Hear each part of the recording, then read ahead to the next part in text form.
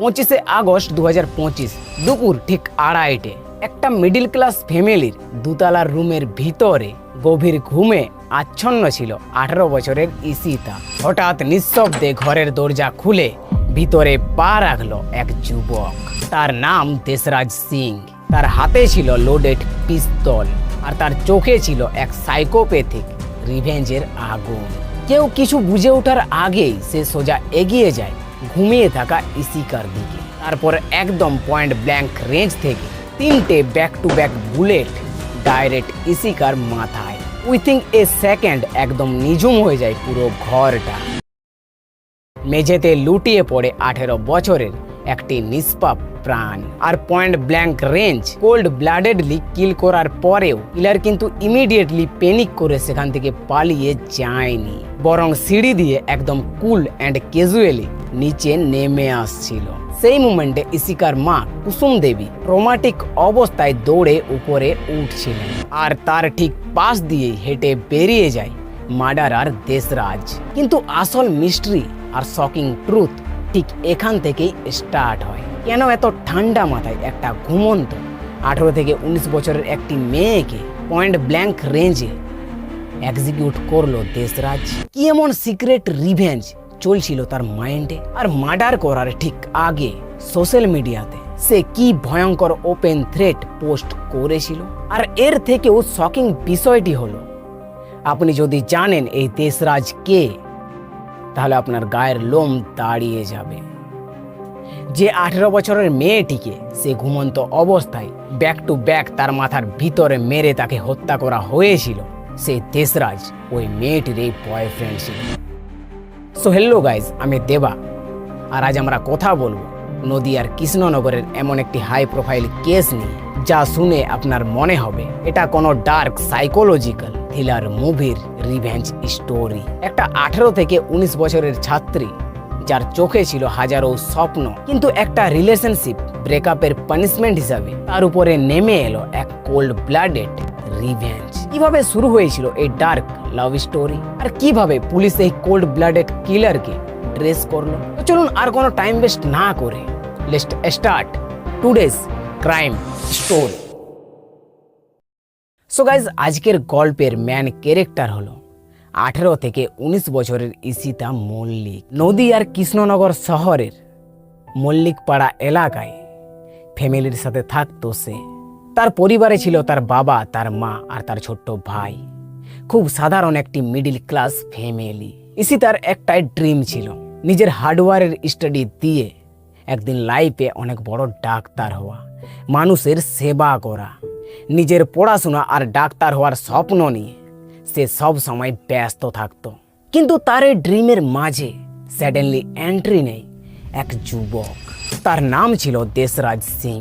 তার বয়স আনুমানিক 21 বছর। তার বাড়ি উত্তরপ্রদেশের দেউরিয়া জেলায়। তবে কাঁচড়াপাড়ার জেঠিয়া ধর্মপুরে জেঠুর বাড়িতে থেকে পড়াশোনা করতো সে। ঈশিতা আর দেবরাজের ফার্স্ট মিট হয় কাঁচড়াপাড়ার স্কুলে। তারা দুজনেই একই স্কুলে পড়তো। ঈশিকার ফ্যামিলিও তখন কাঁচড়াপাড়ায় থাকতো। সেখান থেকেই তাদের পরিচয়। আর আস্তে আস্তে সেটা টার্ন নেয় একটি ক্লোজ রিলেশনশিপে। বাইরে থেকে দেখলে মনে হতো সবকিছুই খুব নর্মাল, কিন্তু টাইম যত এগোতে থাকে ঈশিতা নোটিস করে দেশরাজের বিহেভিয়ারে মারাত্মক কিছু রেড ফ্ল্যাগ। দেশরাজ ছিল ভীষণ এগ্রেসিভ, রাগী আর মারাত্মক পজেসিভ এক ক্যারেক্টার। প্রতিনিয়ত সে ঈশিতার উপর কন্ট্রোল নেওয়ার ট্রাই করত, অনবরত ডাউট করত, আর কথা না শুনলে হাই লেভেলের অ্যাগ্রেশন দেখাতো। ঈশিতা রিয়েলাইজ করে এই টক্সিক রিলেশনশিপে থাকলে তার ফিউচার আর পিস অফ মাইন্ড পুরোপুরি ডিস্ট্রয় হয়ে যাবে। তাই সে সাহস সঞ্চয় করে ঘটনার 6 মাস আগে ডিসিশন নেয় দেশরাজের সাথে সব ধরনের কন্ট্যাক্ট বন্ধ করে দেবে। আর সে ডাইরেক্ট ব্যাকআপ করে নেয়। প্রত্যেকটা সাধারণ মেয়ের মতোই ঈশিতাও ভেবেছিল ব্রেকআপের পর হয়তো দেশরাজ তাকেও ভুলে যাবে আর সেও নিজের লাইফে ফোকাস করতে পারবে। কিন্তু সে জানতো না এই না বলাটাই তার লাইফের সবচেয়ে বড় ডেঞ্জারাস ডিসিশন হতে চলেছে, কারণ দেশরাজের কাছে এই ব্রেকআপ কোনো নর্মাল বিষয় ছিল না। তার মাইন্ডে তখন তৈরি হচ্ছিল এক পেশাচিক রিভেঞ্জ। কিন্তু কিভাবে সেই রিভেঞ্জের প্ল্যান এক্সিকিউট করা হলো, সোশ্যাল মিডিয়ায় কি ভয়ঙ্কর থ্রেট দিতে শুরু করলো দেশরাজ, সেটাই জানবো আমরা পরবর্তী অধ্যায়ে। ঈশিতা যখন ডাইরেক্ট ব্রেকআপ করে দেশরাজকে নিজের লাইফ থেকে ব্লক করে দেয়, দেশরাজের ইগো আর সাইকোপ্যাথিক মাইন্ডসেটের যেন মারাত্মক এক শক লাগে। সে কোনোভাবেই সেই রিজেকশনটা অ্যাকসেপ্ট করতে পারছিল না। এর থেকে টানা 6 মাস ধরে ঈশিতাকে নিজের লাইফে জোর করে ব্যাক আনার জন্য এক সাইকোপ্যাথিক ব্ল্যাকমেলের খেলা শুরু করে। ইভেন পুলিশের ইনভেস্টিগেশনে উঠে আসে এক চরম শকিং। পুলিশ সূত্রে জানা গেছে দেশরাজ ঈশিতাকে সাইকোলজিক্যালি ট্রমাটাইজ করার জন্য নিজের সুসাইড করার ভিডিও বানিয়ে ঈশিতার কাছে পাঠানো হয়েছিল। ভাবতে পারেন, নিজের সুসাইডের ভিডিও পাঠিয়ে একটা 18 বছরের মেয়েকে কন্টিনিউসলি মেন্টালি টর্চার করা হচ্ছিল। কিন্তু ঈশিতা একদম দমে যায়নি। সে খুব ভালোভাবে রিয়েলাইজ করেছিল যে দেশরাজ একটা টক্সিক ক্যারেক্টার। তাই সে দেশরাজের এই ইমোশনাল ব্ল্যাকমেলকে একেবারে ইগনোর করে নিজের সাইডে ফোকাস করার ট্রাই করছিল।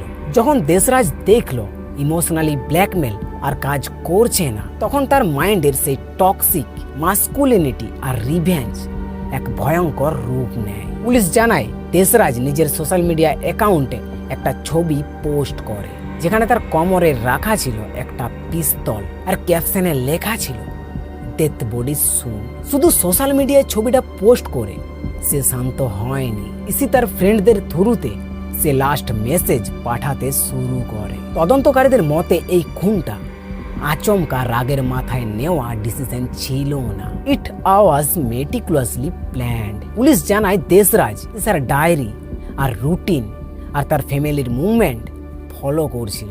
সে খুব ভালোভাবে জানতো প্রতিদিন দুপুর বেলায় ঈশিতার মা কুসুম দেবী তার ভাইকে স্কুল থেকে আনতে যান, আর সেই স্পেসিফিক টাইমটাতে ঈশিতা দোতলার ঘরে একা থাকে।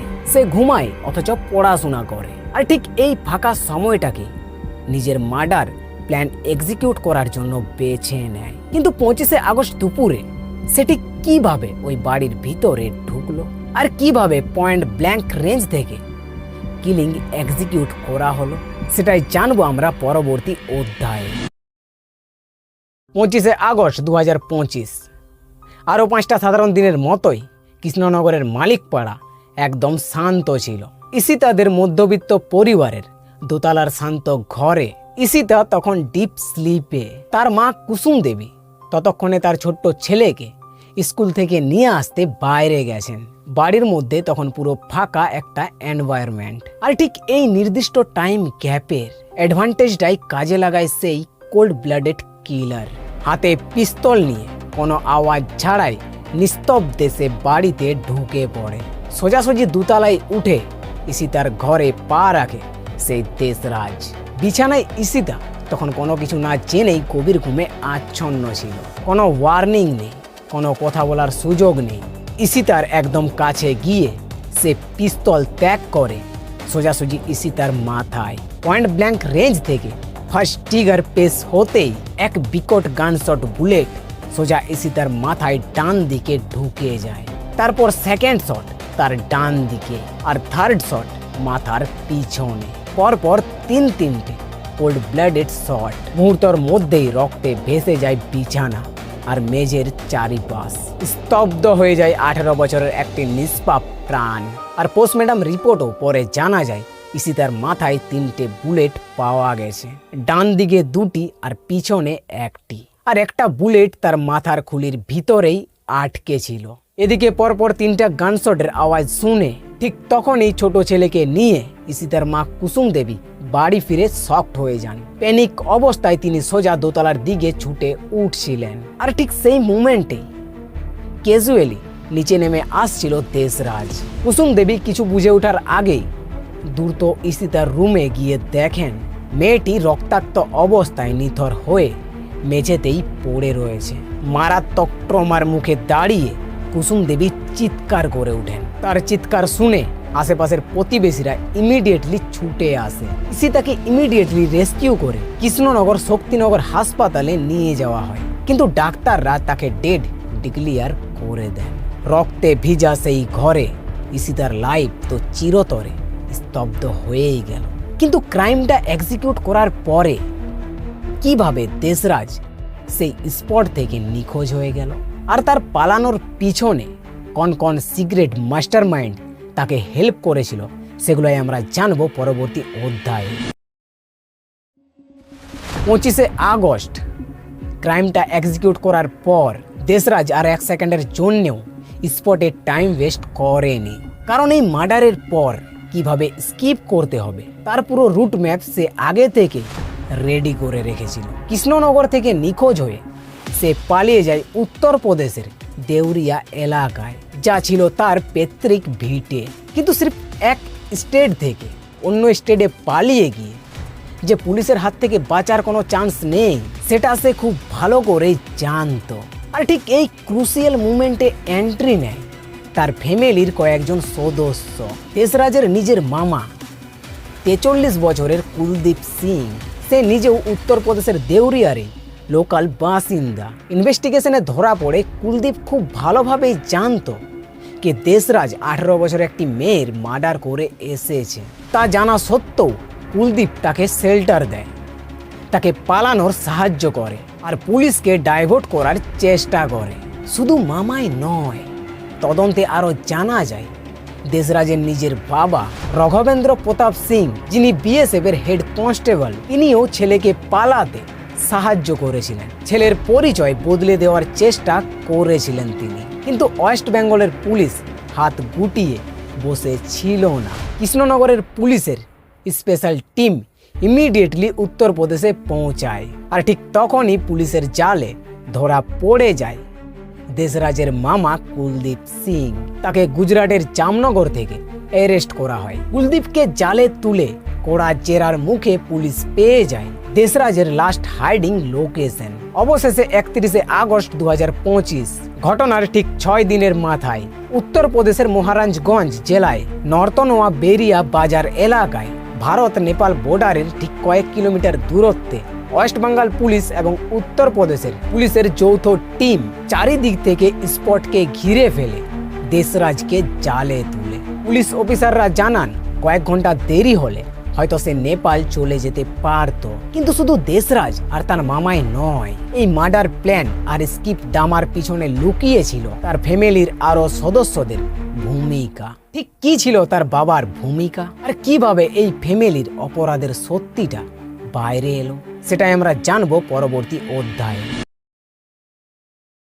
দেশরাজ আর তার মামা কুলদীপকে অ্যারেস্ট করার পর সবাই ভেবেছিল কেসের আসল আসামিরা হয়তো ধরা পড়ে গেছে, কিন্তু ইনভেস্টিগেশন টিম যখন এই ফ্যামিলির ডিপ ব্যাকগ্রাউন্ড খতিয়ে দেখতে শুরু করে, তখন তাদের সামনে উঠে আসে আরও কিছু তথ্য।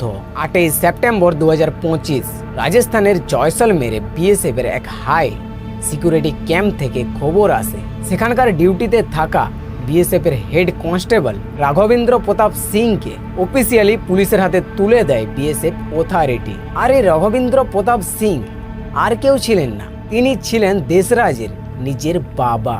তদন্তে পাওয়া তথ্য অনুযায়ী ছেলেকে পালাতে সাহায্যের অভিযোগে তাকে গ্রেপ্তার করা হয়। কিন্তু গল্প শুধু বাবাতেই থেমেছিল না। ফ্যামিলির লিঙ্ক ধরে এগোতেই পুলিশ জানতে পারে দেশরাজের 2 কাকা দঙ্গল সিং আর মঙ্গল সিং এর কথা, যাদের নামে ইউপিতে খুন, ডাকাতি আর বেআইনি অস্ত্র রাখার 40টিরও বেশি serious crime case already registered রয়েছে। ঘটনার কিছুদিন আগেই তারা জেল থেকে বেরিয়ে এসেছিল। এমনকি 25 আগস্ট সেই মার্ডারের ঠিক আগের রাত্রে দেশরাজের গোরখপুরে থাকা তার খুড়তো ভাই নিতিন প্রতাপ সিং এর সাথে কন্ট্রাক্ট করেছিল।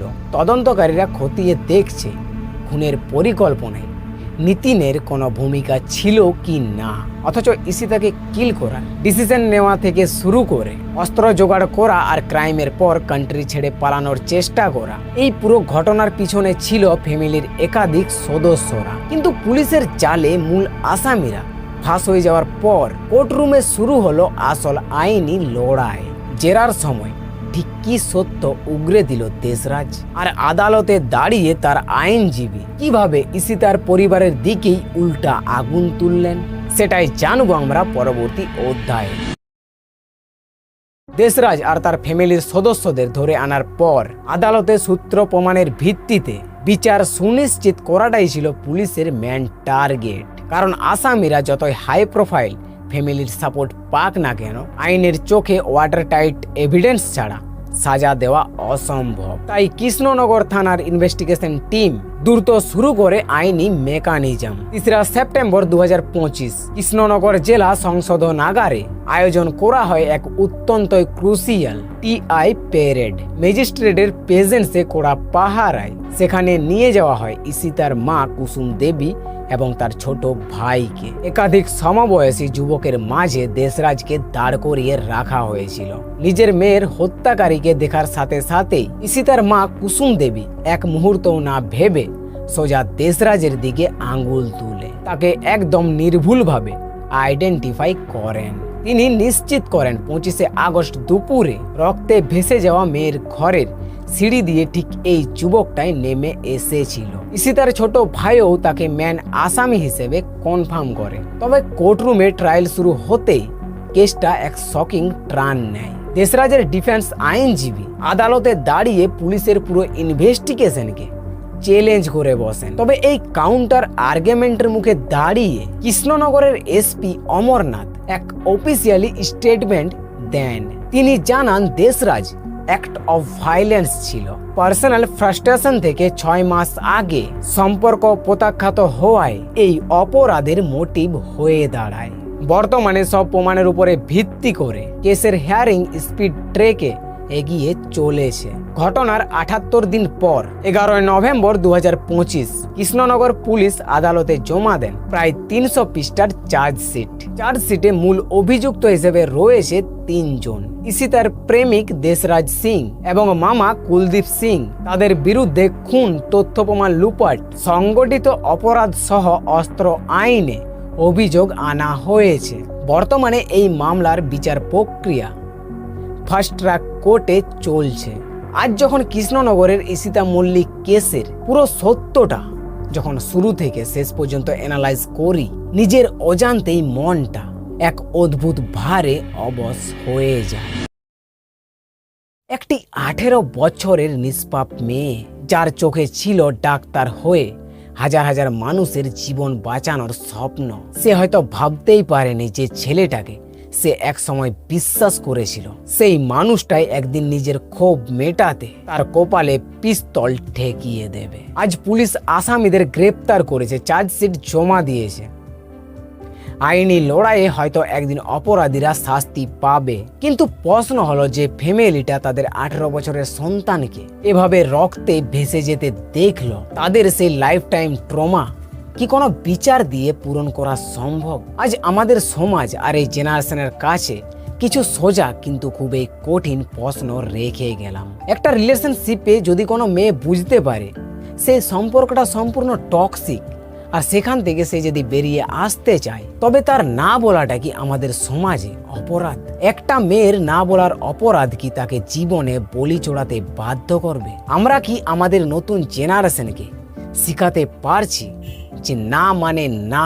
আপনাদের মন কি বলে? ঈশিতার সাথে ঘটে যাওয়া এই নৃশংসতার জন্য কি শাস্তি হওয়া উচিত? নিচে কমেন্ট বক্সে আপনাদের মতামত অবশ্যই জানাবেন। ভিডিওটি ইম্পর্টেন্ট আর ইনফরমেশন মনে হলে একটি লাইক করবেন আর বন্ধুদের সামনে শেয়ার করবেন। আর যদি এরকম ক্রাইম স্টোরি দেখতে আপনাদের ভালো লাগে, যেগুলো সত্য ঘটনার উপরে নির্ভর, তো অবশ্যই এক মুসাফির দেওয়া চ্যানেলটিকে সাবস্ক্রাইব করে আমাদের পাশে থাকুন। সো আজকে এখানে বিদায় নিচ্ছি। আমি আবার ফিরবো আরও কিছুদিন পর একটা সত্য ঘটনার সঙ্গে।